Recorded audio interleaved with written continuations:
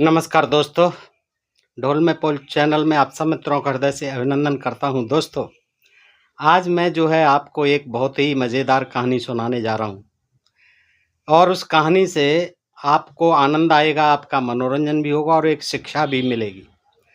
शिक्षा ये मिलेगी दोस्तों कि हम या कोई भी व्यक्ति जो बड़े-बड़े पोथन्ने पढ़ता है, बड़े-बड़े ग्रंथ पढ़ता है, बड़े-बड़े शास्त्र पढ़ता है, तो उसे ये नहीं जान लेना चाहिए कि हम बहुत विद्वान हो गए।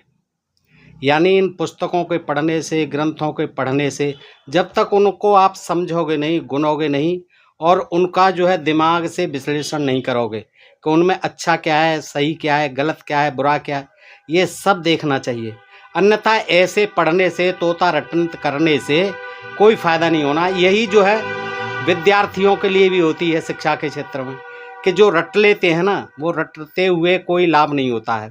वो आज रटते हैं, कल भूल जाते हैं और परीक्षा में फेल हो जाते हैं।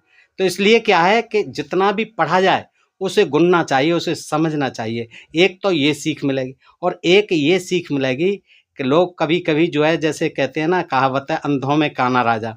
यानी कुछ नहीं जानता है लेकिन अगर वो मूर्खों के बीच में रहता है, अंधों के बीच में रहता है तो वहाँ काना भी राजा बन जाता है। यानी जो है मूर्खों के बीच में रह कर के और थोड़ा-सा भी कम मूर्ख है, तो वो भी विद्वान बन जाता है, वो भी अपने को पंडित समझता है। तो ये 2 शिक्षाएँ भी मिलेंगी दोस्तों। आइए फटाफट देखते हैं, आपसे अनुरोध करूँगा कि इस कहानी को आप बड़ी गहराई से सोचें और समझें दोस्तों और आनंद भी लें। आइए, तो देखिए एक पंडित जी होते हैं और वो जो है काशी गए हुए होते हैं। काशी गए हुए होते हैं और वहाँ जा कर के वो शास्त्रार्थ पढ़ते हैं। शास्त्रार्थ का जो अध्ययन है उनका, शास्त्रों का, वो जो है पूरा हो जाता है। तो शास्त्रों का अध्ययन पूरा करके वो अपने जितने भी शास्त्र थे अपने सिर पर रख करके अपने गांव को वापस आते हैं। तो क्या हुआ कि जब गट्ठर रखा हुआ देखा तो गांव वालों ने अचंभे से पूछा कि पंडित जी आप कहाँ से आ रहे हैं? एक गांव में से गुजर रहे थे। तो उन दिनों ये तो था नहीं कि ये ट्रेन थी या बस थी, पहले तो पैदल की ही रास्ता होती थी। पंडित जी अपने गांव को चल दिए और सारे जो उनके शास्त्र थे उसका गट्ठर जो है सिर पर लदा हुआ था। तो गांव से गुजरते हैं, गांव से गुजरे तो वहां के लोगों ने कहा कि पंडित जी, भाई वो तो तिलक छापे से मालूम पड़ जाते हैं पंडित जी हैं। तो बोले कि आप कहाँ से आ रहे हैं और सिर पर इतनी पुस्तकें क्यों रखे हुए हैं? तो पंडित जी कहते हैं, सज्जनों, मैं काशी से शास्त्र पढ़कर आ रहा हूं और अब अपने गांव को जा रहा हूं। तो क्या वहां के गांव वाले बोले कि क्या आप हमारे गांव वाले पंडित जी से शास्त्रार्थ कर सकते हो पंडित जी? गांव वालों ने बड़ी नम्रता से कहा, उनसे पूछा। तो पंडित जी ने बड़ी खुशी से कहा, हाँ हाँ क्यों नहीं, चलिए मैं शास्त्रार्थ करने को तैयार हूं, मैं तो पढ़ के ही आ रहा हूं शास्त्र जो है काशी से। पंडित जी ने कहा, तो फिर आइए। गांव वालों ने कहा, स्वागत है आपका, आइए महाराज, और आज रात जो आप हमारे गांव में ही रुकिए और जो हमारे गांव के पंडित जी हैं उनको हम लाते हैं और आपसे शास्त्रार्थ आज कराते हैं। तो वो पंडित जी को ले जाते हैं और उनके रहने सहने की व्यवस्था कर देते हैं, उनको खाना भी खिलाते हैं। फिर गांव वाले पंडित जी को बुलाते हैं शास्त्रार्थ के लिए। तो गांव वालों ने उसी समय फिर अपने पंडित को बुला लिया और शर्त एक रखी गई कि हारे हुए पंडित की तमाम पुस्तकें जब्त कर ली जाएंगी, छीन ली जाएंगी। जो भी हारेगा उसके पास जितनी होंगी वो देगा, जिसके पास ये हारेंगे तो ये देंगे। ये कंडीशन थी कि जो भी हारेगा शास्त्रार्थ में उसकी सारी पुस्तकें छीन ली जाएंगी। तो दोनों पंडितों ने ये शर्त मान ली कि ठीक है भाई। शास्त्रार्थ जो है शुरू करने के लिए वहाँ विशाल मंडप बनाया, लोग आए, सारे गांव वाले जो है सबको बुलाया गया और काफ़ी भीड़ हो गई। सब अनपढ़ और गंवार था। जो गांव का पंडित था वो बिल्कुल अनपढ़ और गंवार था। गांव वालों पर अपनी योग्यता का सिक्का जमाने के लिए उसने झूठ और बाहरी आडंबर का सहारा ले रखा था। यानी छापे, तिलक, घंटा, झालर, कुछ मंदिर मंदिर या टोने टोटके कुछ करता रहता था। यानी गांव वालों पर उसने अपनी पांडित्य का धाक जमा रखी थी, सिक्का जमा रखा था। किंतु काशी से आए हुए जो पंडित जी थे वो कुछ पढ़े लिखे थे। आखिर तो पढ़ लिख के आए थे काशी से तो कुछ तो जानते ही होंगे। तो और ऐसा नहीं है कि जानते थे, जब शास्त्रार्थ पढ़ के लौटे तो विद्वान भी थे। तो ठीक है, उन्होंने जैसे ही मंच पर पैर रखा काशी वाले पंडित जी ने, तो उनसे जाते ही सभी गांव वालों से उन्होंने नमस्कार किया, नमस्कार सज्जनों, क्योंकि पढ़े लिखे थे, कुछ शिष्टाचार जानते थे। तो गांव वाला पंडित तो महामूर्ख था, उसने कभी सुना ही नहीं था नमस्कार क्या होती है, वो कभी करता ही नहीं था किसी से। तो नमस्कार क्या होती है, वहां तो पालागी चलती है, पालागी पंडित जी, तो उसने न कभी सुना था, महामूर्ख था।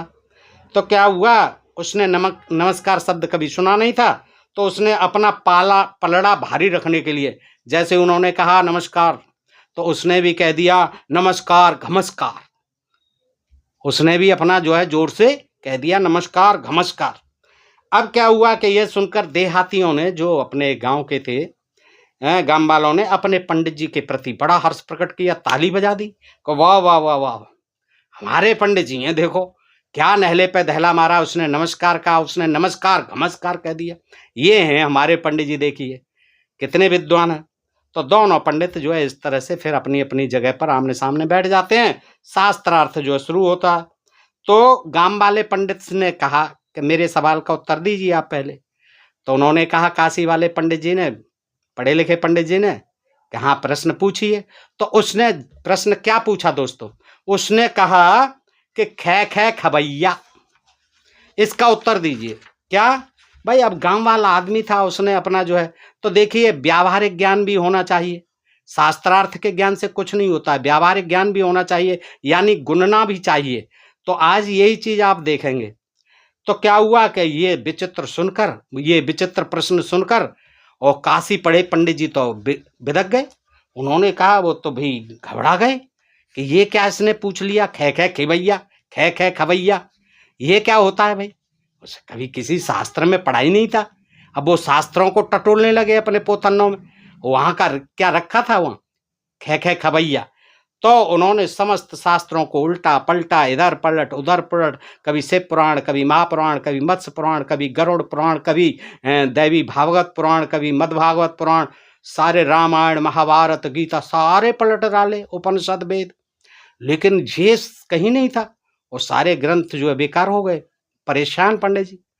तो अब क्या हुआ, इसका जब उत्तर नहीं मिला था, तो उन्होंने क्या हुआ, मैं तो हार गया, निराश होकर हार मान ली उन्होंने कि अब मैं इससे ज्यादा क्या कर सकता हूँ भाई, मेरे पल्ले नहीं पड़ रहा है तेरा प्रश्न, और ना मेरी समझ में आ रहा है, ना मैं इसका उत्तर दे सकता हूँ।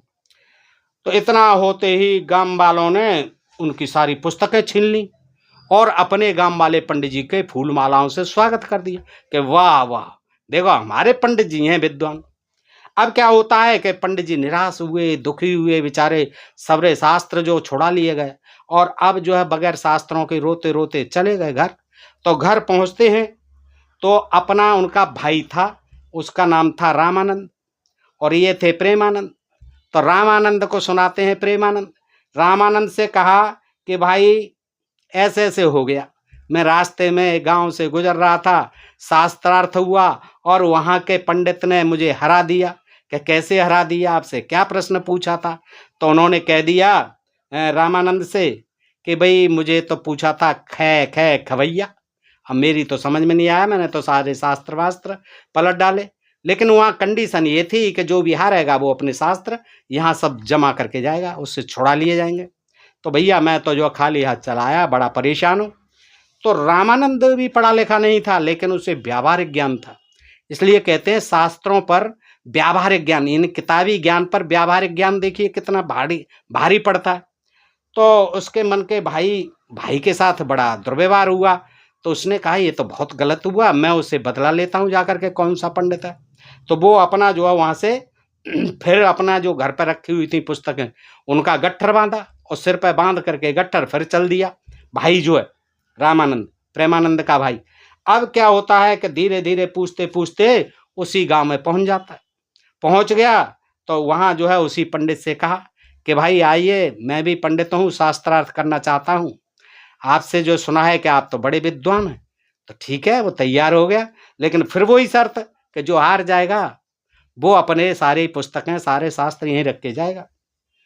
तो सारे गांव वाले फिर से तैयार हो गए, खुशी हो गए, और रात्रि को शास्त्रार्थ सुनने के लिए गांव के तमाम जवान, बच्चे, बूढ़े, स्त्री सभी जो है इकट्ठे हो गए। गांव वाला पंडित अपने स्थान पर पहले से ही विराजमान हो गया, जहाँ पहले बैठा था। अब तो उसने नमस्कार करना भी सीख लिया था। हाँ, उनसे जो है नमस्कार करना भी सीख लिया था। तो ज्यों ही रामानंद आए तो गांव वाले पंडित ने कहा नमस्कार। तो रामानंद कहाँ चूकने वाले थे, व्यवहारिक ज्ञान था उन्हें। तो वो नमस्कार के उत्तर में तपाक से बोले नमस्कार, घमस्कार, चमस्कार, हमस्कार। अब इतना जैसे ही उन्होंने कहा तो क्या हुआ, यह सुनकर तो सब लोग दंग रह गए गांव वाले। अरे ये बहुत अच्छे विद्वान आए, ये बहुत ऊंचे विद्वान निकले, देखिए। तो गांव वाले पंडित का चेहरा फीका पड़ गया कि ये कितना विद्वान आया भाई। सब लोग रामानंद की प्रशंसा के पुल बांधने लगे कि ये पंडित जी आए चतुर। अरे खूब बढ़िया बात कही इनने, तो मजा आ गया। शास्त्रार्थ शुरू हो गया। तो गांव वाले पंडित ने फिर वही प्रश्न किया, खे खे खवैया बताओ मेरे भैया, खे खे खवैया बताओ मेरे भैया। तो रामानंद ने प्रश्न सुनकर उत्तर दिया अपने पंडित वाले उससे शैली में, पंडितों वाली शैली में जो है उससे कहा कि पंडित जी ये ऐसा वैसा मंत्र नहीं है, ये जो है व्याकरण का सूत्र है जो आप कह रहे हैं। इसे ऐसे नहीं बोला जाता है साधारण ढंग से जैसे कि आप बोल रहे हैं। इसको बहुत से सूत्र लगाकर साधना पड़ता है। ये है पंडित पांडित्य वाली बात। बहुत से यानी सूत्र लगाए जाते हैं तब साधना पड़ता है। ये बहुत ऊंचा श्लोक है, मंत्र है, ये जो है सूत्र है व्याकरण का, ऐसे ऐसे नहीं बोला जाता। ज्ञान दे दिया पूरा। कान खोलकर सुनो ये कैसे बोला जाता है, इसके साथ जो है क्या क्या सूत्र लगाने पड़ते हैं, तब इसे साधना पड़ता है। तो पंडित जी कहने लगे कि देखो, हल चलवैया, अनाज बोवैया, अनाज उगैया, अनाज कटैया, गाहटा गहिया, अनाज बरसैया और अनाज पिसैया, आटा छनैया, रोटी पवैया और फिर खे खे खवैया। ऐसे कैसे खे खे खवैया कह दिया आपने, खाली पीली। कितने सूत्र लगा के साधना पड़ता है। हाँ, ये सूत्र लगाकर, ये तो व्याकरण का सूत्र है। सारा ज्ञान बता दिया। और ये ज्ञान सुन करके गांव वाले और वो पंडित जी सामने बैठे हुए दांतों तले उंगली दबा गए। बोले कि ये तो हमें पता ही नहीं था, आज पता चला। तो दोस्तों इसमें क्या है, देखिए कि वो व्यावहारिक ज्ञान था। उसने सोचा कि ये कहता है खे खे खवैया, खाने पीने की बात कर रहा है। तो उन्होंने कह दिया बेटा, खाना खाने से पहले खवैया को कितने पापड़ बेलने पड़ते हैं। ऐसे ही नहीं कि तुरंत जो है खे खे खवैया बैठे बैठे कर लिया, खा लिया। पहले जो हल चलवैया, हल चलाना पड़ता है, फिर अनाज बुबैया, अनाज बोना पड़ता है, फिर अनाज उगैया, अनाज को उगाना पड़ता है, सींचना पड़ता है, फिर अनाज पक जाता है तो कटैया, अनाज कटैया, उसको काटना पड़ता है, गाहटा गहिया, फिर जो लाख हो जाता है उसको गहना पड़ता है, और फिर अनाज को बरसाना पड़ता है दाएं चला के, और अनाज फिर पिसाया जाता है चक्की पर, पिसैया, और आटा छनैया, आटा तब छाना जाता है, और तब रोटी पोई जाती है, रोटी पुवैया, और फिर खे खे खवैया। तो दोस्तों इस तरह से जो है पूरा सूत्र पंडित जी ने, अब ये काशी वाले नहीं थे, उनके भाई थे काशी पढ़े जो आए थे, वो अपने शास्त्र दे करके चले गए, लेकिन ये अपना सीधा सच्चा आदमी, लेकिन इसे ज्ञान था, व्यावहारिक ज्ञान था। तो देखिए दोस्तों, उसने जो इसको मात दे दी, और उसकी बात सुनकर गांव वाले भौचक्के हो गए, वाह वाह वाह, ताली बजाने लगे, और एक से एक और बढ़कर बात करने लगे, उनकी तारीफ में पुल बांधने लगे। पूरा सूत्र सुना दिया, रामचंद्र की जीत हुई। वाह वाह के नारों से आकाश गूंज उठा। लोगों ने रामानंद को अपने कंधों पर उठा लिया, और गांव वाले पंडित जी से तमाम पुस्तकें छीनकर रामानंद को दे दी। सारी जितनी भी थी रामानंद को दे दी। गांव वाले पंडित की पोल खुल गई, और वो स्वयं ही फिर वहां से मैदान छोड़ के भाग गए। तो इस तरह से दोस्तों आपने देखा शास्त्रार्थ या इन पोथनों को पढ़ने से कोई शास्त्री नहीं बन जाता, कोई विद्वान नहीं बन जाता जब तक वो उसको व्यावहारिक ज्ञान में नहीं लाता है। इनके अंदर सच्चाई क्या है, झूठ क्या है, मिथ्या क्या है, काल्पनिक क्या है, सत्यता क्या है, इनके अंदर वैज्ञानिक विश्लेषण करे तब जो है उसे ज्ञान हासिल होगा। इन पोथनों को ऐसे ही पढ़ते रहने से, सुनाते रहने से न अपना भला होगा न दूसरों का भला होगा। व्यावहारिक ज्ञान बहुत जरूरी है और गांव वाले लोग, उनमें तो व्यावहारिक ज्ञान होता ही होता है। क्यों कि वो सारी चीज़ें करते हैं। और ये जो शास्त्री जी थे, ये गांव वाले थे, ये जानते थे कि खेती की महत्ता कैसे होती है, कि खे खे खवैया ऐसे ही नहीं हो जाता है, वहाँ तक बड़े पापड़ बेलने पड़ते हैं खे खे खवैया बनने तक।